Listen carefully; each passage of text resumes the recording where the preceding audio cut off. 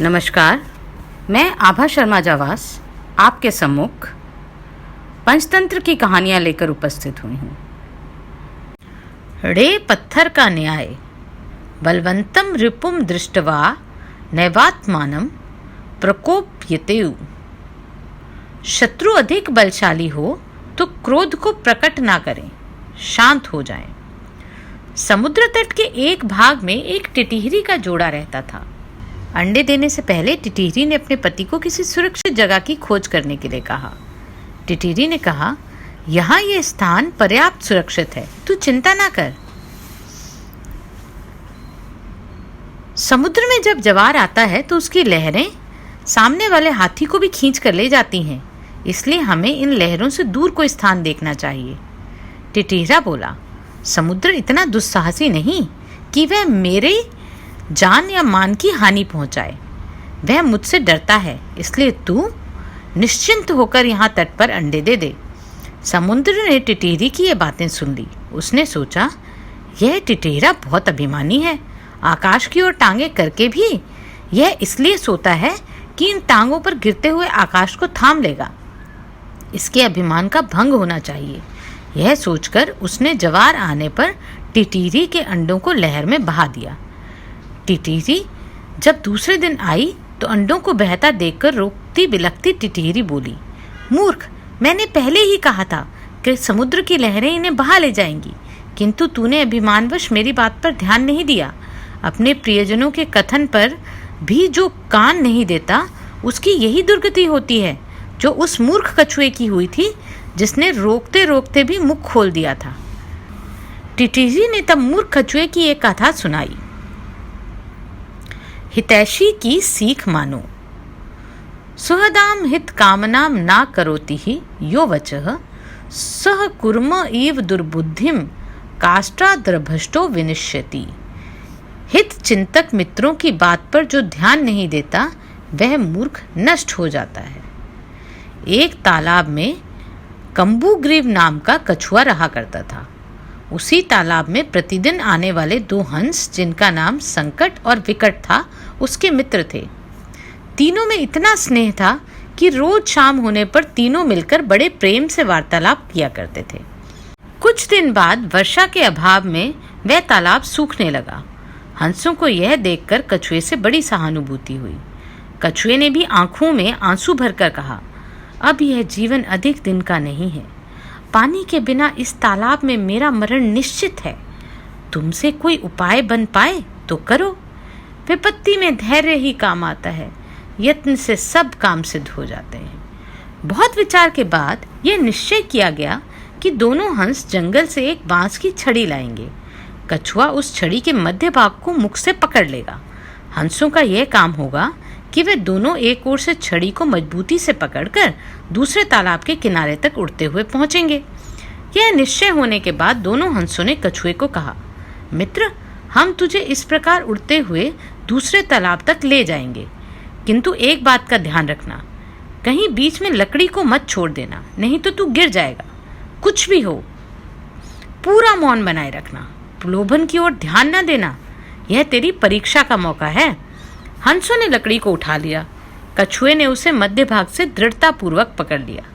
इस तरह निश्चित योजना के अनुसार वे आकाश में उड़े जा रहे थे कि कछुए ने नीचे झुककर उन शहरियों को देखा जो गर्दन उठाकर आकाश में हंसों के बीच किसी चक्राकार वस्तु को उड़ता देखकर कौतूहलवश शोर मचा रहे थे।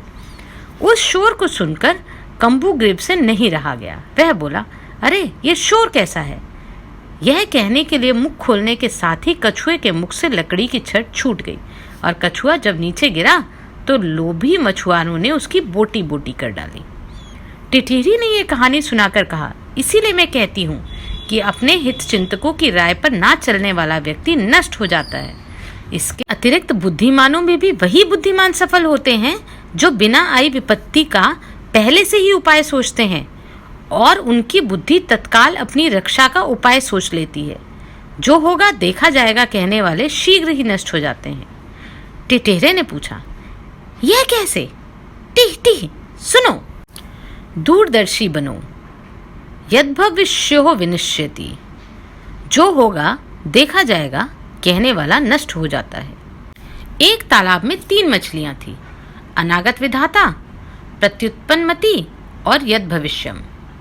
एक दिन मछुआरों ने उन्हें देख लिया और सोचा, इस तालाब में खूब मछलियां हैं, आज तक कभी इसमें जाल भी नहीं डाला है, इसलिए यहाँ खूब मछलियां हाथ आएंगी। उस दिन शाम अधिक हो गई थी, खाने के लिए मछलियां भी पर्याप्त मिल चुकी थी, अतः अगले दिन सुबह ही वहां आने का निश्चय करके वह चले गए। अनागत विधाता नाम की मछली ने उनकी बात सुनकर सब मछलियों को बुलाया और कहा, आपने इन मछुआरों की बात सुन ही ली है, अब रातों रात ही हमें यह तालाब छोड़कर दूसरे तालाब में चले जाना चाहिए, एक क्षण की भी देरी करना उचित नहीं। प्रत्युत्पन्नमति ने भी उसकी बात का समर्थन किया। उसने कहा, परदेश में जाने का डर प्राय सबको नपुंसक बना देता है, अपने ही कुएं का जल पिएंगे, यह कहकर जो लोग जन्म भर खारा पानी पीते हैं वह कायर होते हैं। स्वदेश का ये राग वही गाते हैं जिनकी कोई और गति नहीं होती। उनकी बातों को सुनकर यद भविष्यम नाम की मछली हंस पड़ी। उसने कहा, किसी राह जाती आदमी की वचन मात्र से डरकर हम अपने पूर्वजों के देश को कहीं छोड़ सकते हैं? देव अनुकूल होगा तो हम यहाँ भी सुरक्षित रहेंगे, प्रतिकूल होगा तो अन्यत्र जाकर भी किसी जाल में फंस जाएंगे। मैं तो नहीं जाती, तुम्हें जाना हो तो जाओ। उसका आग्रह देखकर अनागत विधाता और प्रत्युत्पन्नमति दोनों सपरिवार पास के तालाब में चली गईं। यद भविष्य अपने परिवार के साथ उसी तालाब में रही। अगले दिन सुबह मछुआरे ने उस तालाब में जाल फैलाया और सब मछलियों को पकड़ लिया। इसलिए मैं कहती हूँ, जो होगा देखा जाएगा कि नीति विनाश की ओर ले जाती है। हमें प्रत्येक विपत्ति का उचित उपाय करना चाहिए। यह सुनकर टिटीरे ने टिटीरी से कहा, मैं यद भविष्य जैसा मूर्ख और निष्कर्म नहीं हूँ, मेरी बुद्धि का चमत्कार देखती जा। मैं अभी अपनी चोंच से पानी बाहर निकालकर समुद्र को सुखा देता हूँ। टिटीरी बोली, टी टी, समुद्र के साथ तेरा बैर तुझे शोभा नहीं देता, इस पर क्रोध करने से क्या लाभ? अपनी शक्ति देखकर हमें किसी से बैर करना चाहिए, नहीं तो आग में जलने वाले पतंगे जैसी गति होती है। टिटीरा फिर भी अपनी चोंच से समुद्र को सुखा डालने की डींगे मारता रहा। तब टिटीरी ने फिर उसे मना करते हुए कहा कि जिस समुद्र को गंगा यमुना जैसी सैकड़ों नदियां निरंतर पानी से भर रही हैं, उसे तू अपनी बूंद भर उठाने वाली चोंच से कैसे खाली कर देगा? टिटीरा तब भी अपनी हट पर तुला रहा। तब टिटीरी ने कहा, यदि तूने समुद्र को सुखाने का हठ कर ही लिया है तो अन्य पक्षियों को भी सलाह लेकर काम कर। कई बार छोटे छोटे प्राणी मिलकर अपने से बहुत बड़े जीव को भी हरा देते हैं, जैसे चिड़िया, कटफोड़े और मेंढक ने मिलकर हाथी को मार दिया था। टी कैसे? टिटीरी ने तब चिड़िया और हाथी की यह कहानी सुनाई। 1 और 1 11। बहुनामप्यसारणाम समवायो ही दुर्जयः। छोटे और निर्बल भी संख्या में बहुत होकर दुर्जय हो जाते हैं। जंगल में वृक्ष की एक शाखा पर चिड़ा चिड़ी का एक जोड़ा रहता था। उनके अंडे भी उसी शाखा पर बने घोंसले में थे। एक दिन एक मतवाला हाथी वृक्ष की छाया में विश्राम करने आया। वहां उसने अपनी सूंड से पकड़कर वही शाखा तोड़ दी जिस पर चिड़िया का घोंसला था। अंडे जमीन पर गिरकर टूट गए। चिड़िया अपने अंडों के टूटने से बहुत दुखी हो गई। उसका विलाप सुनकर उसका मित्र कटफोड़ा भी वहां आ गया। उसने शोकातुर चिड़ा चिड़ी को धीरज बांधाने का बहुत यत्न किया, किंतु उनका विलाप शांत नहीं हुआ। चिड़िया ने कहा, यदि तू हमारा सच्चा मित्र है तो इस मतवाले हाथी से बदला लेने में हमारी सहायता कर। उसको मारकर ही हमारे मन को शांति मिलेगी। कटफोड़े ने कुछ सोचने के बाद कहा, यह काम हम दोनों का है ही नहीं, इसमें दूसरों से भी सहायता लेनी पड़ेगी। एक मक्खी मेरे मित्र है, उसकी आवाज़ बड़ी सुरीली है, उसे भी बुला लेता हूँ। मक्खी ने भी जब कटफोड़े और चिड़िया की बात सुनी तो वह मतवाले हाथी के मारने में उनका सहयोग करने को तैयार हो गई, किंतु उसने भी यह कहा, यह काम हम तीनों का है ही नहीं, हमें औरों को भी सहायता ले लेनी चाहिए। मेरा मित्र एक मेंढक है, उसे भी बुला लाऊं। तीनों ने जाकर मेघनाद नाम के मेंढक को अपनी दुखभरी कहानी सुनाई। मेंढक उनकी बात सुनकर मतवाले हाथी के विरुद्ध षड्यंत्र में शामिल हो गया। उसने कहा, जो उपाय मैं बतलाता हूँ वैसा ही करो तो हाथी अवश्य मर जाएगा।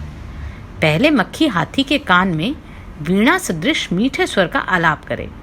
हाथी उसे सुनकर इतना मस्त हो गया कि आंखें बंद कर लेगा। कठफोड़ा उसी समय हाथी की आंखों को चोंच चुभा फोड़ देगा। अंधा होकर हाथी जब पानी की खोज में इधर उधर भागेगा तो मैं एक गहरे गड्ढे के किनारे जाकर आवाज करने लगूंगा। मेरी आवाज से वह वहां तालाब होने का अनुमान लगाएगा और उधर ही आएगा। वहां आकर उस गड्ढे को तालाब समझकर उसमें उतर जाएगा। उस गड्ढे से निकलना उसकी शक्ति से बाहर होगा। देर तक भूखा प्यासा रहकर वह वहीं मर जाएगा। अंत में मेंढक की बात मानकर सबने मिलजुल कर हाथी को इसी प्रकार से मार डाला। टिटीरी ने कहा, तभी तो मैं कहती हूँ कि छोटे और निर्बल भी मिलजुल कर बड़े बड़े जानवरों को मार सकते हैं। टीह टीह, अच्छी बात है। मैं भी दूसरे पक्षियों की सहायता से समुद्र को सुखाने का यत्न करूंगा। यह कहकर उसने बगुले, सारस, मोर आदि अनेक पक्षियों को बुलाकर अपनी दुख कथा सुनाई। उन्होंने कहा, हम तो अशक्त हैं, किंतु हमारा मित्र गरुड़ अवश्य इस संबंध में हमारी सहायता कर सकता है। तब सब पक्षी मिलकर गरुड़ के पास गए और जाकर जोर जोर से रोने और चिल्लाने लगे। गरुड़ महाराज, आपके रहते हमारे पक्षी कुल पर समुद्र ने यह अत्याचार किया है। हम इसका बदला चाहते हैं। आज उसने टिटहिरी के अंडे नष्ट किए हैं, कल वह दूसरे पक्षियों के अंडों को बहा ले जाएगा। इस अत्याचार की रोकथाम जरूर होनी चाहिए, अन्यथा संपूर्ण पक्षी कुल नष्ट हो जाएगा। गरुड़ ने पक्षियों का रोना सुनकर उनकी सहायता करने का निश्चय किया। उसी समय उसके पास भगवान विष्णु का दूत आया। उस दूत द्वारा भगवान विष्णु ने उसे सवारी के लिए बुलाया था। गरुड़ ने दूत से क्रोध पूर्वक कहा कि वह विष्णु भगवान को कह दे वह दूसरी सवारी का प्रबंध कर ले। दूत ने गरुड़ के क्रोध का कारण पूछा तो गरुड़ ने समुद्र के अत्याचार की कथा सुनाई। दूत के मुख से गरुड़ के क्रोध की कहानी सुनकर भगवान विष्णु स्वयं गरुड़ के घर पहुंचे। वहां पहुंचने पर गरुड़ ने प्रणाम पूर्वक विनम्र शब्दों में कहा, भगवान, आपके आश्रय का अभिमान करके समुद्र ने मेरे सभी पक्षियों के अंडों का अपहरण कर लिया। इस तरह मुझे भी अपमानित किया। मैं समुद्र से इस अपमान का बदला लेना चाहता हूँ। भगवान विष्णु बोले, गरुड़, तुम्हारा क्रोध युक्तियुक्त है। समुद्र को ऐसा काम नहीं करना चाहिए था। चलो, मैं अभी समुद्र से उन अंडों को वापस दिलाकर टिटहिरी को दे देता हूँ। उसके बाद हमें अमरावती जाना है। तब भगवान ने अपने धनुष पर अग्नेय बाण को चढ़ाकर समुद्र से कहा, दुष्ट, अभी उन अंडों को वापस दे दे, नहीं तो मैं तुझे क्षण भर में सुखा दूंगा। भगवान विष्णु के भय से समुद्र ने उसी क्षण अंडे वापस लौटा दिए। दमनक ने इस कथा को सुनाने के बाद संजीवक से कहा, इसलिए मैं कहता हूँ, शत्रु पक्ष का बल जानकर ही युद्ध के लिए तैयार होना चाहिए। संजीवक, दमनक, यह बात तो सच है, किंतु मुझे यह कैसे पता चलेगा कि पिंगलक के मन में मेरे लिए हिंसा के भाव हैं।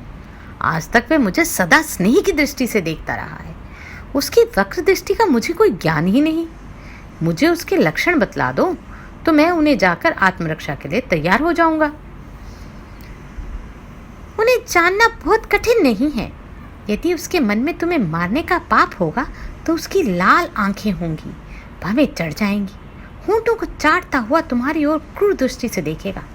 अच्छा तो यह है कि तुम रातों रात चुपके से चले जाओ, आगे तुम्हारी इच्छा। यह कहकर दमनक अपने साथी कर्टक के पास आया। कर्टक ने उससे भेंट करते हुए पूछा, कहो दमनक, कुछ सफलता मिली तुम्हें अपनी योजना में? मैंने तो नीति पूर्वक जो कुछ भी करना उचित था कर दिया। आगे सफलता देव के अधीन है।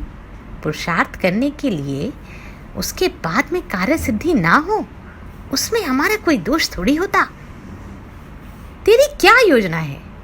किस तरह नीति युक्त काम किया है तूने, मुझे भी बता। मैंने झूठ बोलकर दोनों को एक दूसरे का ऐसा बैरी बना दिया कि वे भविष्य में कभी एक दूसरे का विश्वास नहीं कर पाएंगे। यह तूने अच्छा नहीं किया मित्र। दो स्नेही हृदयों में द्वेष का बीज बोना बुरा काम है। कर्टक, तू नीति की बातें नहीं जानता, तभी ऐसा कहता है। संजीवक ने हमारे मंत्री पद को हत्या दिया। वह हमारा शत्रु था। शत्रु को परास्त करने में धर्म अधर्म नहीं देखा जाता। आत्मरक्षा सबसे बड़ा धर्म है। स्वार्थ साधना ही सबसे महान कार्य है। स्वार्थ साधना करते हुए कपट नीति से ही काम लेना चाहिए, जैसे चतुरक ने किया था। कैसे? दमनक ने तब चतुरक गीदड़ और शेर की यह कहानी सुनाई।